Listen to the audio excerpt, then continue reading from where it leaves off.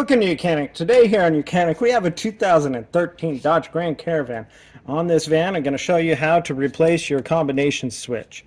So this is the switch that turns on your blinkers as well as your windshield wipers.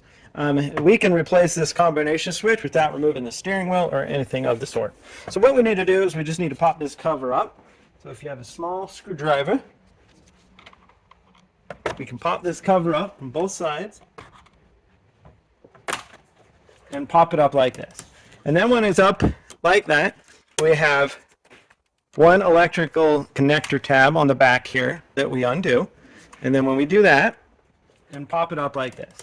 And then when it's up like that, we have one electrical connector tab on the back here that we undo.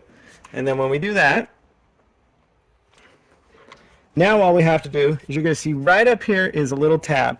If we press that toward the back, then it frees it, and we can just pull out the whole combination switch right there, get our new one, and we put it back in the reverse order. Just be able to line up these grooves and lock in the tabs. You press it down, and it'll lock into place.